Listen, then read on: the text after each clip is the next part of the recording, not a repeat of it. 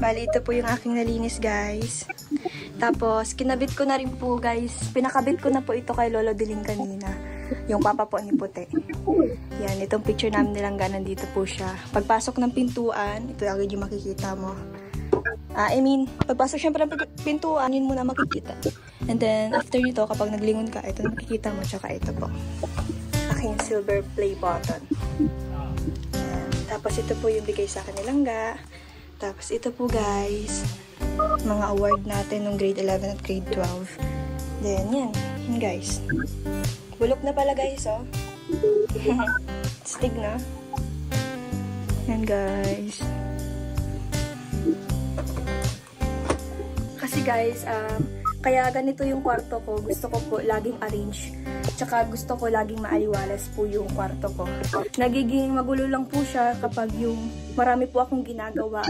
Pero ngayon po, kailangan ko po maglinis talaga ng aking kwarto para naman po maayos, maganda. Tsaka hindi po nakaka-stress tingnan. So, yun po. Tsaka nasanay po kasi ako nung bata po ako.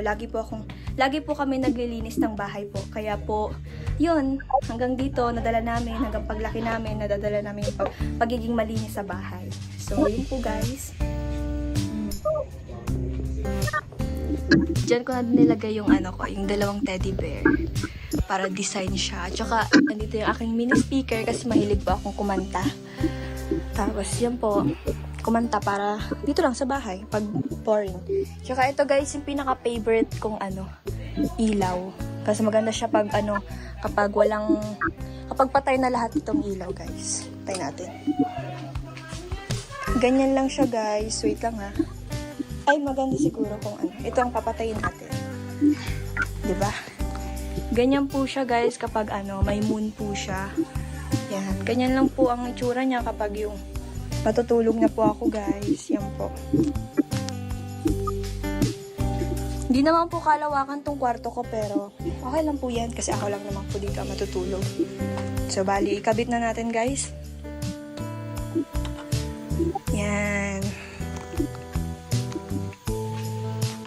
Nilalagay ko lang siya dito.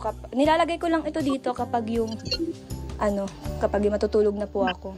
Pag gusto ko pong pailawin to guys, nilalagay ko po yan dito. Pero inaalis ko rin po yan guys kasi upuan po yan.